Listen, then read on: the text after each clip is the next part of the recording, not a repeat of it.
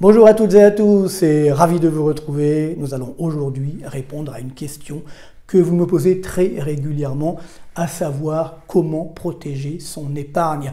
Elle serait d'ailleurs en danger, menacée par une crise financière, menacée par une ponction de l'État sur nos comptes. Est-ce que c'est un risque effectif? Comment s'en prémunir? Et surtout, sur quoi faut-il investir? Sur l'immobilier qui est en train de baisser très fortement. On vous l'annonçait ici même il y a déjà plusieurs trimestres.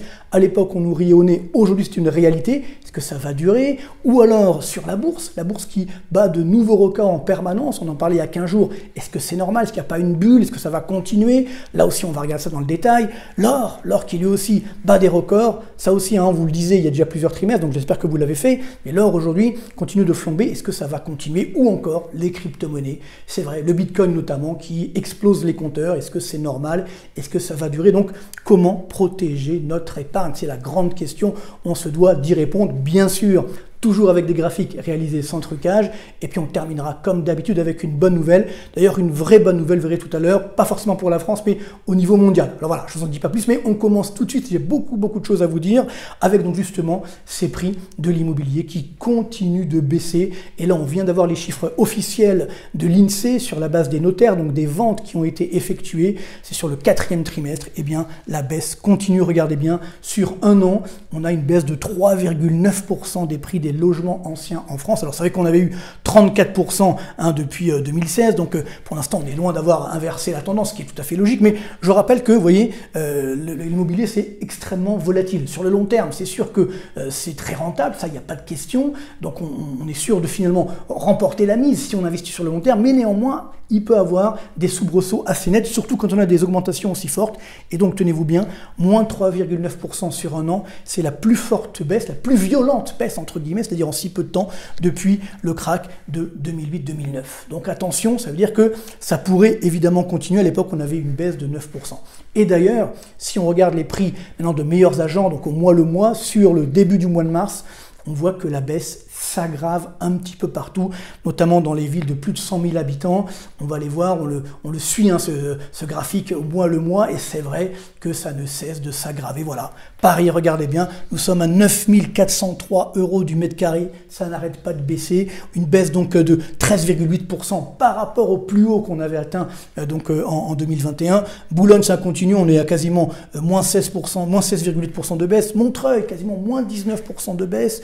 Aix-en-Provence, qui était jusqu'à présent protégé, ça continue de baisser. Nice également, moins 2,8%. Lyon, on est à 14% de baisse. On voit effectivement les prix. Je vous rappelle que tous les abonnés premium, vous aurez bien entendu tous les slides si vous le souhaitez. Bordeaux, moins 7,6,7. Rennes, Villeurbanne, Strasbourg, moins 7,2. Vous voyez, la baisse s'aggrave. Si on regarde les villes, donc c'est un petit peu moins cher, toujours les villes de plus de 100 000 habitants. Je rappelle que c'est les prix des appartements. Là aussi, vous voyez, la baisse continue. Même Lille, qui résistait plutôt bien, et bien voilà, ça baisse fortement. Montpellier, ça reste encore moins 1,1%. Nantes, évidemment, voilà, la ville où c'est le mieux vivre en France, ça y est, maintenant avec une telle insécurité, comme vous le savez, on est sur moins 13% de baisse. Marseille également, ça avait beaucoup augmenté et ça baisse, je rappelle encore une fois, par rapport au plus haut qu'on a atteint, alors soit en 2021, soit en 2022, ça dépend des villes, mais on voit bien que cette baisse est généralisée, et donc vous prenez la ville qui vous intéresse, bien entendu. Alors, jusqu'à quand? Combien de temps ça peut durer? Eh bien, ça ne s'arrêtera pas tant que les taux d'intérêt ne baisseront pas fortement. Et c'est bien là qu'est le problème.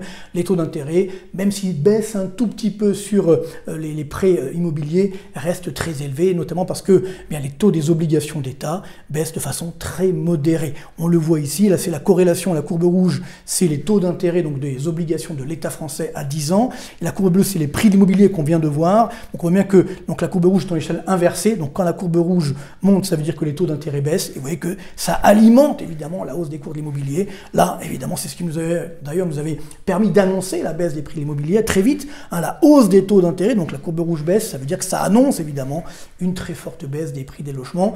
Donc je pense pour l'instant, vous voyez qu'on est autour des moins 3,9%. Je pense qu'au total, on aura au moins moins 10% au niveau national. Bon, à Paris, on a déjà réalisé l'essentiel des baisses, mais cette baisse n'est pas encore complètement terminée, je pense. Il y aura encore des mois un petit peu difficiles. Alors bien sûr, On a vu la Banque Centrale Européenne la semaine dernière qui dit qu'elle allait baisser les taux d'intérêt. Pourquoi la BCE va baisser ses taux d'intérêt? Parce que l'inflation est en train de reculer. C'est aussi une bonne nouvelle qu'on annonce depuis déjà quelques semaines, voire quelques mois. Vous voyez, l'inflation de la zone euro, c'est la courbe rouge ici.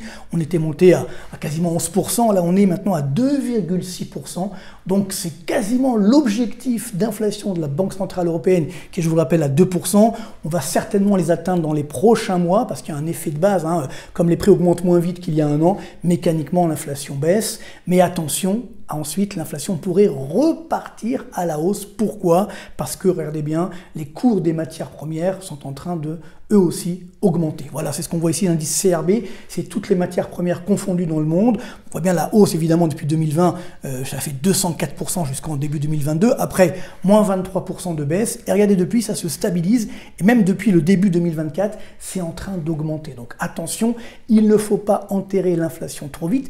Et en plus, comme aux États-Unis, la croissance résiste bien, ça veut dire que la Réserve fédérale n'a pas non plus intérêt à baisser trop fortement et trop rapidement les taux d'intérêt, ce qui veut dire que si la BCE va trop vite sur sa baisse des taux et donc anticipe même le mouvement de la Réserve fédérale, ce qui est très probable, à ce moment-là, l'euro va baisser. Donc quand l'euro baisse, ça fait augmenter l'inflation des prix importés, donc des produits importés, notamment des matières premières libellées en dollars. Et donc à ce moment-là, ça fait repartir l'inflation à la hausse. Donc ça, c'est très dangereux. Voilà pourquoi la BCE, elle va baisser les taux d'intérêt, certes, mais pas beaucoup. On est à 4,50, peut-être on sera à 4% d'ici la fin de l'année, sauf bien sûr s'il y a un cataclysme mondial. Mais si on est dans une situation normale, la baisse des taux de la BCE sera limitée. Donc il ne faut pas rêver sur cette baisse des taux. Pareil sur les taux d'intérêt des obligations d'État, qui eux aussi vont rester élevés. Comme vous le savez, la note de la France sera sûrement dégradée. Donc il y a Moody's et Fitch qui pourraient le faire dès le 26 avril. Ensuite, fin mai, ce sera Standard & Poor's. Donc si la note de la France est dégradée, ce qui est tout à fait mérité parce que notre dette publique continue de croître de façon, je dirais, débordante et sans contrôle, finalement. Alors bien sûr, on annonce des économies ici ou là, mais les promesses n'engagent que ceux qui y croient, comme vous le savez. Mais surtout, à ce moment-là, si on est dégradé, les taux d'intérêt des obligations d'État, qui restent élevés, on est encore à 2,8% au moment où je vous parle, voilà, c'est la courbe ici, ben ça va rester élevé, évidemment. Et donc, ce qui veut dire que sur les taux d'intérêt des crédits immobiliers, ne rêvons pas, ça ne va pas beaucoup baisser. Donc, prudence tout de même sur le secteur de l'immobilier. Ça remontera plutôt à partir de 2025-2026, et en 2024, la baisse va se poursuivre. Donc, si évidemment on a une super opportunité, d'ailleurs je conseille toujours de faire des propositions à l'achat sur un prix très bas, ça peut fonctionner pour ceux qui veulent vraiment acheter, notamment leur résidence principale. Par contre, pour les autres, mieux vaut peut-être attendre 2025 avec la forte baisse des taux et surtout les prix qui seront au plancher, et ça pourra ensuite remonter. Voilà sur l'immobilier. Maintenant sur la bourse, alors là évidemment, c'est incroyable, on ne cesse de battre des records. Donc on a dépassé les 8000 points sur le CAC 40 il y a quelques jours, comme vous le savez. Jusqu'où peut-on aller? Maintenant on nous parle des 10 000, pourquoi pas? Alors si on regarde l'indicateur du CAC 40, vous savez, avec les dividendes investis, alors là, on a déjà depuis très longtemps dépassé les sommets historiques qu'on avait atteints en 2000 ou même par la suite. Donc ce qui veut dire que depuis 2020, on a 46,1% d'augmentation et 570,5% de hausse. Depuis 2003, quelque chose de complètement fou. Donc, on voit que la bourse, évidemment, même si on investit en haut des bulles, vous voyez, ça reste très, très intéressant. Donc, on pourrait se dire, à partir de là, ben voilà, il n'y a pas de bulle, tout va bien dans le meilleur des mondes, ça va continuer. D'autant qu'il y a la bulle du Nasdaq qui s'est reformée. Donc là, on se souvient de ce graphique. Là, vous avez la bulle Internet, 1100% de hausse à l'époque, donc de 90 à 2000. Ensuite, ça s'effondre de 78%. Là, on a vu la même chose, même pire, entre guillemets, donc de 2009 à 2021, puisqu'on avait une hausse de 1165%. Donc, il y a eu un dégonflement de la bulle ensuite en 2022. 2023, la bulle s'est reformée. Donc, on dépasse les niveaux qu'on avait donc au sommet de 2021. C'est assez incroyable. Et donc, est-ce que c'est logique? Est-ce que c'est normal? C'est vrai que deux bulles à la fois, on a rarement vu ça. Alors là, en 2 jours, ça a baissé de 1,6% après les sommets qu'on a atteints, donc 2 jours plus tôt. On était à 16 273,4 sur donc, le Nasdaq sur le 7 mars, donc un record effectivement absolu. Et c'est vrai que je fais pas mal de débats sur ces sujets dernièrement. Et ce qui est incroyable, c'est que les gérants, donc ceux qui gèrent effectivement les patrimoines, vous disent non, il n'y a pas de bulle, tout va très bien. Bon, c'est normal, ils sont un peu jugés partis, ils prêchent pour leur paroisse, comme on dit. Et c'est vrai que quand on regarde dans le détail, tous les arguments militent pour la poursuite de l'augmentation boursière. J'en ai mis ici quelques-uns. C'est vrai que pour l'instant, les résultats des entreprises sont plutôt bons. Il y a des bons profits qui sont là, une dynamique qui est là. Ça, c'est lié évidemment à l'effet inflation. Donc, on a augmenté le chiffre d'affaires alors que les coûts n'ont pas augmenté à l'aune des prix. Donc, les résultats sont plutôt bons. Pour les entreprises cotées, bien entendu. Ce qui ne veut pas dire que malheureusement, notamment en France, on a des défaillances d'entreprises qui sont en train d'exploser. La croissance mondiale est en train de s'améliorer. Donc, c'est plutôt une bonne nouvelle. L'inflation recule un petit peu partout, donc là aussi c'est plutôt positif. On se dit les banques centrales vont pouvoir baisser leur taux d'intérêt, là aussi c'est favorable pour les marchés boursiers. Et puis bien sûr les flux financiers sont toujours énormes vers les marchés boursiers, sont toujours conséquents. Tout ça pourquoi? Parce que comme on a injecté énormément de liquidités pendant le coronavirus et ensuite jusqu'à l'année dernière encore, donc ce qui veut dire que les investisseurs ont ces liquidités, ils ont investi, ils ont fait des profits, ils ont augmenté encore leur épargne, leur portefeuille, si bien qu'aujourd'hui, tenez-vous bien, les liquidités mondiales, donc en placement, atteignent un niveau de 6 000 milliards de dollars. C'est du jamais vu, sur du monétaire. Donc on se dit, ça veut dire que si la bourse va un peu moins bien, on pourra racheter pour relancer la machine. Donc c'est sûr que quand on regarde ça, on se dit, tout est bon pour que les marchés boursiers continuent d'augmenter. Par expérience, je pourrais vous dire que quand tout va dans le même sens, c'est que généralement, il y a peut-être un mouvement inverse qui est en train de se produire. Donc il faut rester extrêmement prudent. Bien sûr, comme pour l'immobilier, sur le long terme, la bourse reste l'un des meilleurs placements. Mais il faut néanmoins aujourd'hui bien prendre conscience qu'on a besoin d'une phase de respiration pour pouvoir acheter sur des plus bas. Donc soyons prudents, il y a peut-être des cadavres dans les placards qu'on n'a pas encore vus, qui ne vont pas tarder à sortir. Et d'ailleurs, il y a un fait qui trouble et qui ne trompe pas finalement, c'est que normalement, quand la bourse va bien, l'or a tendance à baisser. Et là, qu'est-ce qui se passe? C'est l'inverse. Malgré la hausse de la bourse, les investisseurs achètent quand même de l'or. Pourtant, l'or, c'est ce qu'on appelle une valeur refuge. Ça veut dire quand il y a des risques de crise, etc. Alors, peut-être qu'il y a un élément qu'on ne connaît pas encore, qu'on connaîtra bientôt. Et regardez, l'or continue de battre des records. Donc voilà, ça c'est le dernier record, 2185 $. Donc c'était le 11 mars précisément pour l'once d'or en dollars, 2002 € en euros pour l'once d'or également. Vous voyez, des sommets historiques. On voit sur la fin de période, regardez comme c'est en train d'exploser, de flamber. Je vous mets un petit graphique quotidien pour voir qu'on a quand même atteint 3 records historiques en 2 ans. Finalement, c'est assez incroyable. 1, 2, 3. Et donc, on est aujourd'hui, là, ça baisse un petit peu au moment où je vous parle, mais 2185 $ l'once, ça reste quand même des niveaux extrêmement élevés. On voit que, bien entendu, on a largement dépassé les précédents sommets de la crise des subprimes, de Lehman Brothers, etc., de la crise du Covid. Donc, ça ne cesse d'aller plus haut, j'ai envie de dire. Et alors, ce qui est intéressant de voir, c'est que l'or se démarque par rapport aux autres métaux précieux. Si vous regardez, par exemple, ici, l'argent, ça décolle pas. L'or, ça a bien décollé, mais l'argent, non, ça stabilise. Même ça baisse un petit peu par rapport au sommet qu'on avait en 2021. Idem sur le platine, qui est pourtant une matière première, qui entre également dans l'industrie, etc., donc qui est plutôt favorisée. Vous voyez, ça ne bouge plus trop, même ça baisse un petit peu par rapport à 2021, alors que l'or continue d'augmenter. Donc, encore une fois, on l'évoquait ici même il y a plusieurs trimestres, donc j'espère que vous l'avez fait. Donc c'est vrai que cet or continue d'augmenter et il va peut-être continuer de le faire. Pourquoi? Parce qu'il y a un phénomène un petit peu anormal. Je vous ai mis ici la corrélation entre le Dow Jones, la bourse américaine, c'est la courbe rouge, et l'or, c'est la courbe jaune. Vous voyez, toutes les courbes jaunes, c'est de l'or, évidemment, par définition. Et donc, c'est vrai que normalement, quand on a, je dirais, un petit crack boursier, on voit que l'or remonte. Et inversement, quand la bourse va bien, l'or a tendance, effectivement, à baisser, parce qu'on se dit, tout va bien, donc il n'y a pas besoin de valeur refuge. On a vu également ça, vous voyez, pendant le coronavirus, la bourse a baissé, l'or a augmenté. Et puis depuis, regardez bien, les deux courbes, on dirait qu'elles sont corrélées. Et surtout sur la dernière période, donc depuis quelques mois, malgré la hausse de la bourse, malgré les sommets de la bourse, l'or continue d'augmenter. Donc ce qui veut dire que beaucoup d'investisseurs se disent, la fameuse poire pour la soif, que j'emploie souvent, c'est-à-dire, il y a peut-être un risque qu'on ne voit pas.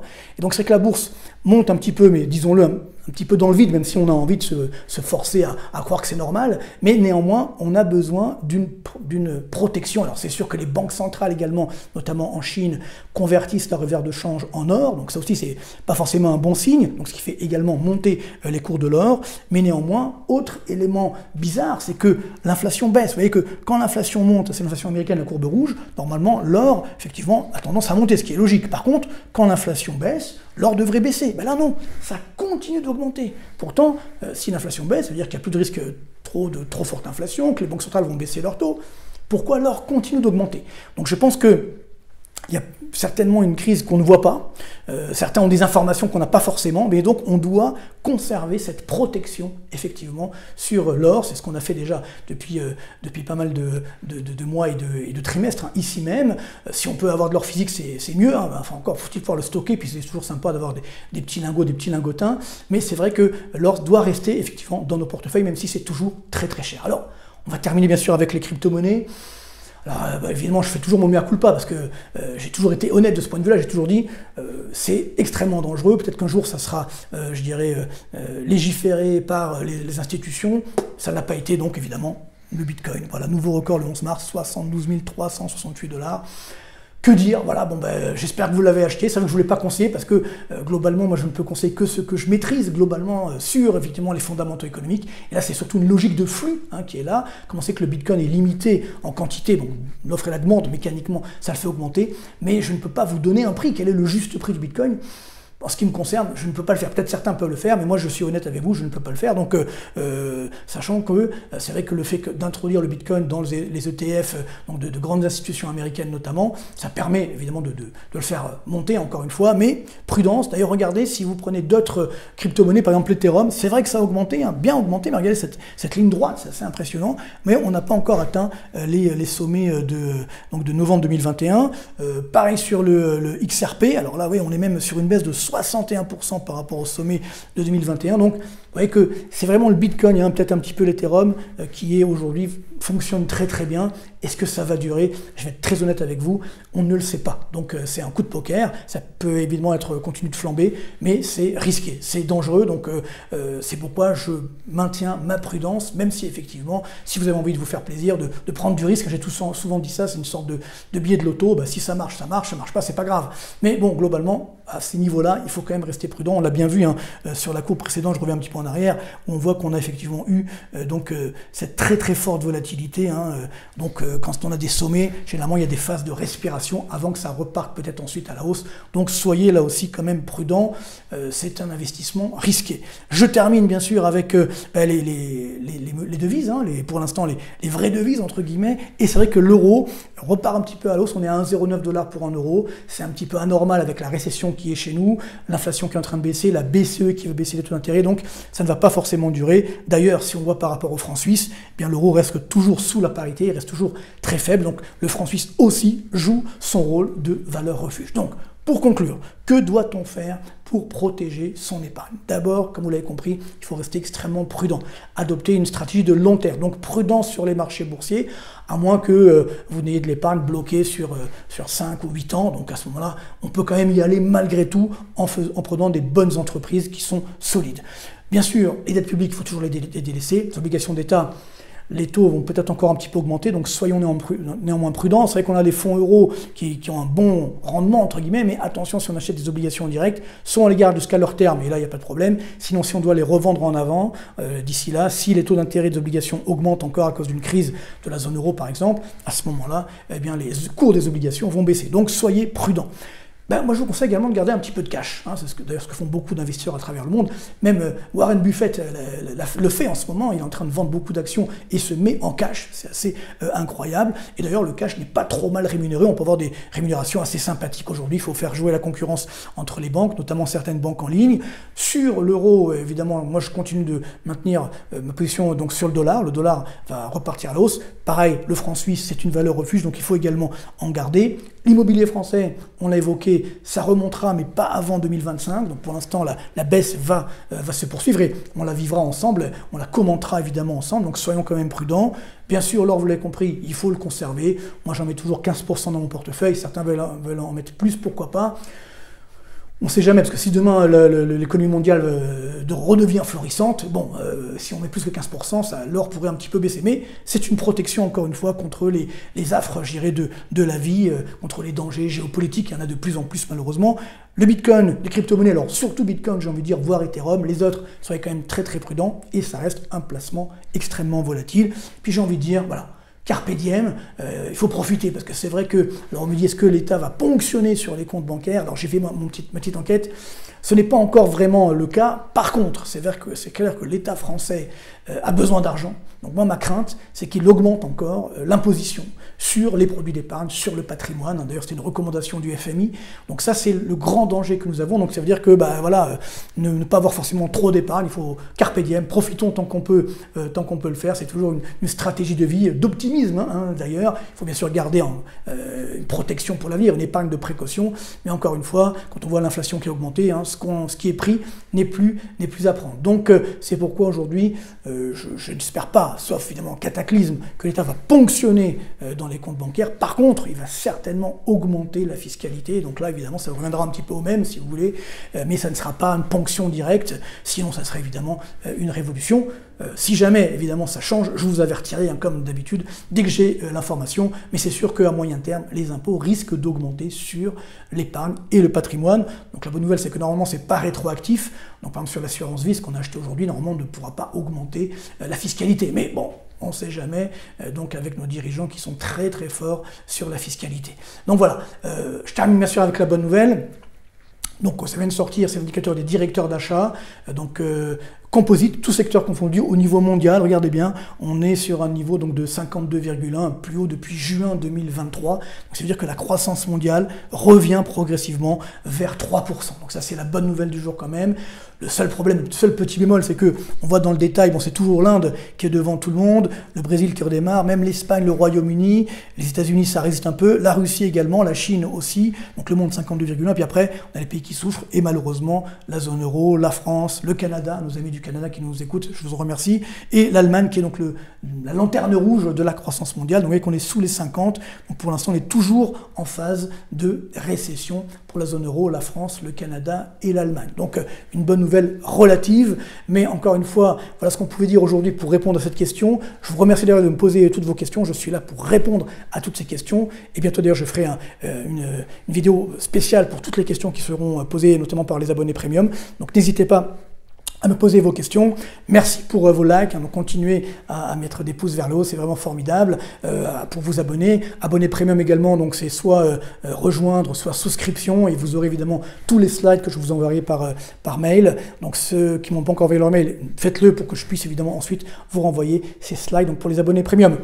Voilà, merci beaucoup encore une fois pour votre fidélité, merci pour d'être toujours avec nous, de continuer à porter cette chaîne. Portez-vous bien, protégez votre épargne, carpe diem, et à très bientôt.